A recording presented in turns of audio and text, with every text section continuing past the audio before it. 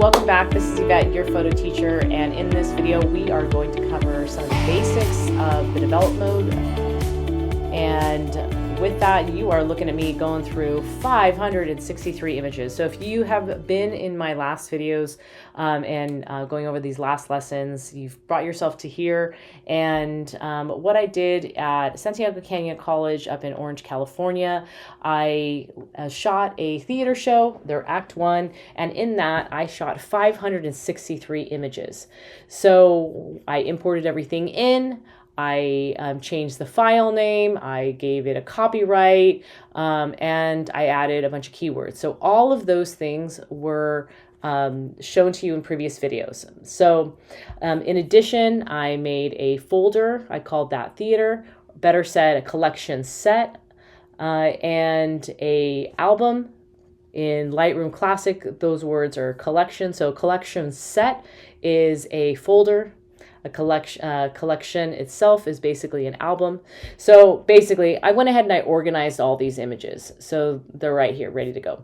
And then I went through everything, and anything that I liked, I flagged it. So I pressed key on my keyboard and I flagged it. So for instance, right here, as I'm looking, if I see something that I like, I'll go ahead and give it a P for flag. If I don't like it, I'm going to give it a U for remove flag. So that's the culling process. Okay, so now let's go ahead and filter that. So at the bottom right hand side, we're going to click right here and I'm going to say, hey, show me just the flagged.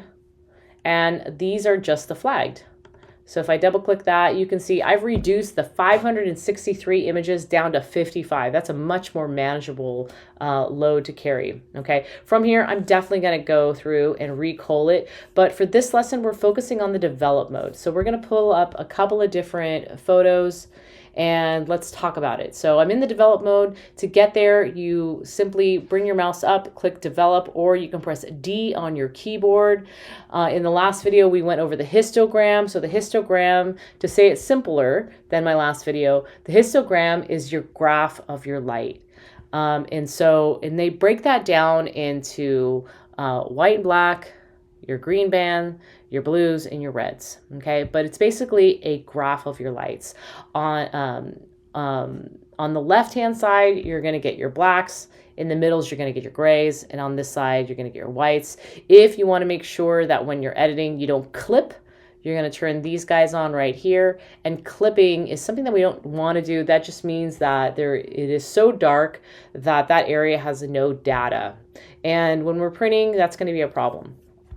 So that's a quick review of our histogram.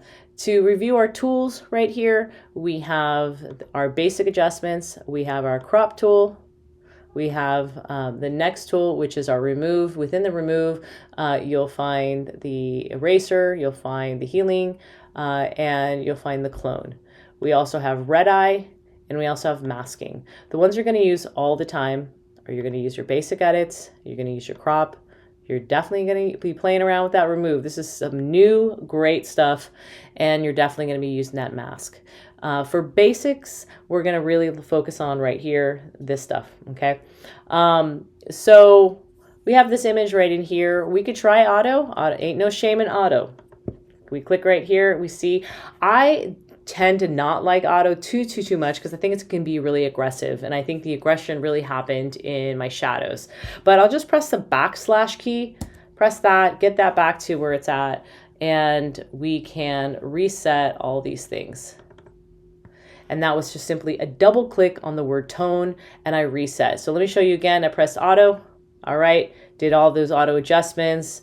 You have to edit your way. This is what auto, I don't like it. I'm going to double click on the word tone.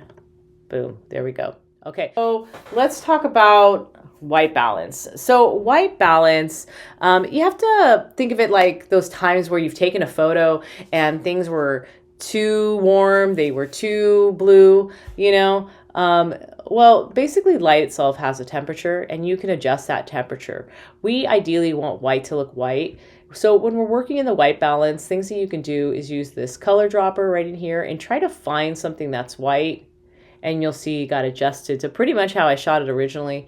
You can also try doing something that's gray and you can see what happens from there. But check it out if you do something that's not white or gray, how you can shift that color balance pretty dramatically. That's also fun if you're going to be doing some like special effects or playing around with like unnatural looks. Okay, so let's just use that eyedropper. We'll bring it back to white. All right, and that's our white balance. So tone itself, that is how your photo feels. A bright image will have a high tone, while a darker image will have a lower tone. And that's what this right in here is.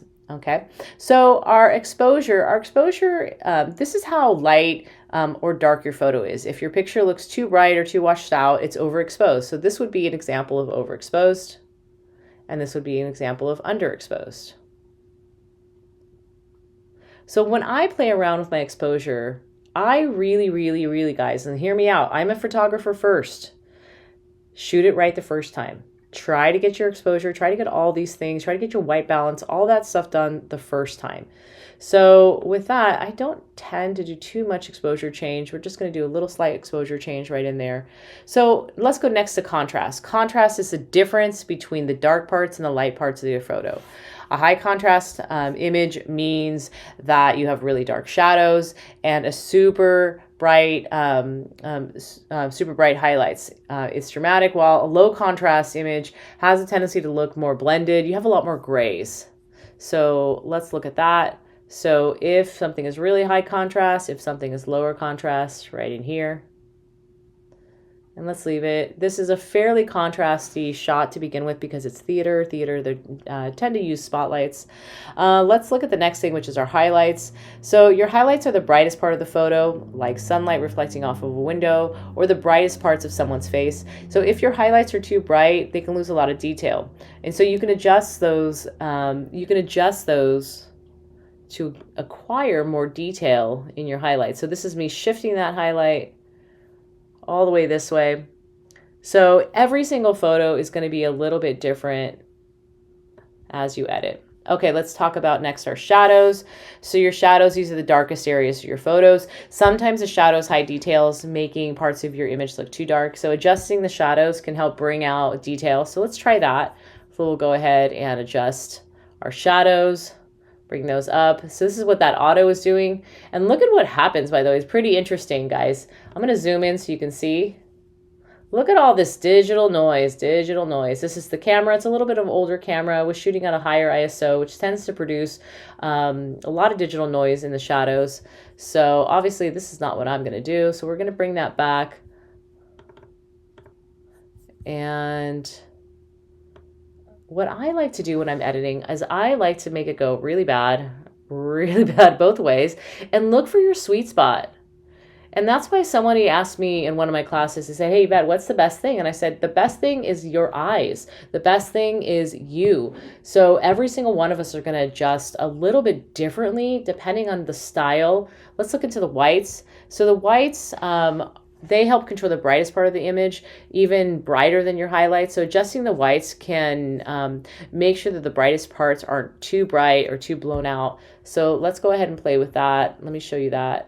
I'm going to pull that up. A lot of people will have a tendency to go straight to the whites when they're editing. So you can see way too much. You can also, let me reset this. You can also shift and double click.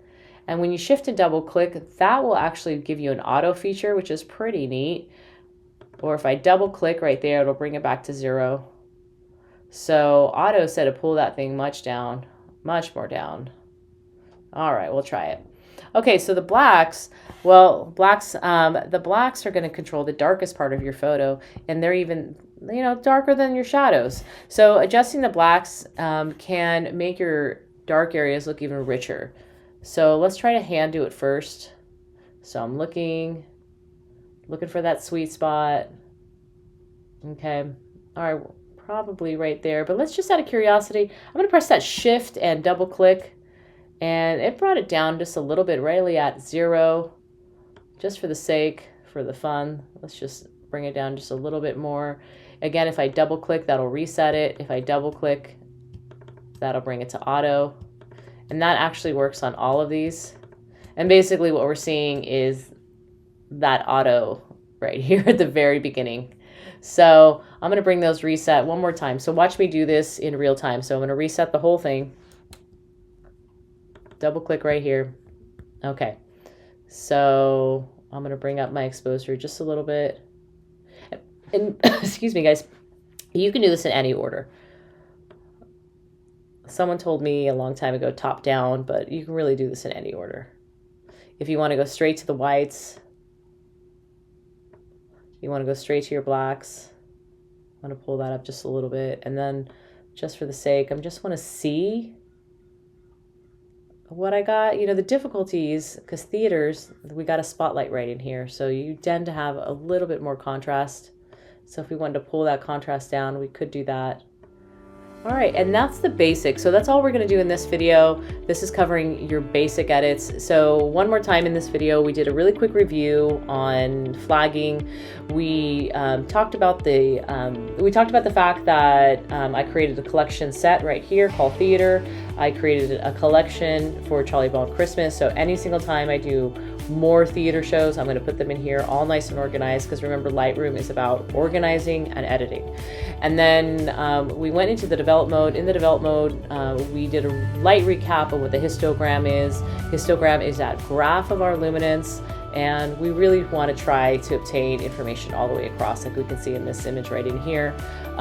We looked at our tools. In our tools, we have our basic edits. We went over the tone and white balance.